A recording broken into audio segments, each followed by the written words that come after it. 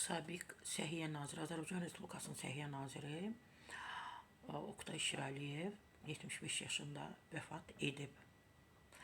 Maraqlıdır, Oktay Şirəliyev bizim səhiyyədə hansı yeniliklər etdi, nələr etdi. Mən düşünürəm ki, Oktay məhz Şirəliyevin zamanında hansı ki nazir idi, Səhiyyə, Azərbaycan Respublikasının Səhiyyə Nazirliyi, insanların içərisində deyərdim 99%-nin içərisində ona qarşı var idi, narazılıq var idi, qeybət var idi, etiraz var idi, dedikodu yox, tənqidlər var idi, təhqir də yox, tənqidlər var idi.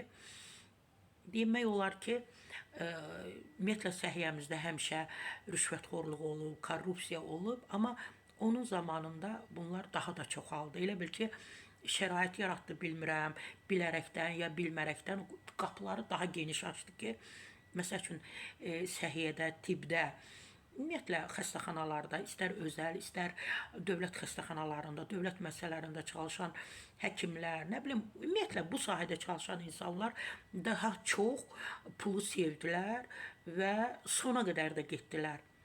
Məsəl üçün, xırda bir əməliyyatın neçə başa gəldiyini hər birimiz bilirik, xəstəxanalara yerləşdirilməsi insanları, müayinələrin, müalicələrin hamısı, halbuki dövlət xəstəxanasıdır, orada 1 manat ödəniş olmamalıdır, amma ödənişlər tələb edirdilər.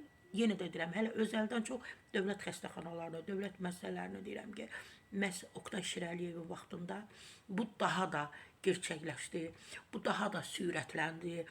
İnsanların deyərdim ki, heç kim şikayətini eşitmirdi, narazılığını eşitmirdi. Mən özüm dəfələrlə zəng vururdum, mətbuat xidmətindən danışmağa can atırdım.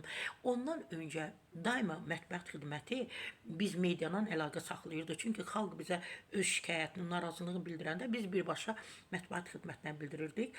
Və məhz Oktay Şirəliyevin vaxtından mətbuat xidməti qaçdı, gizləndi. Biz sorğumuzu yönəltməyə bir şəxs tapmadıq.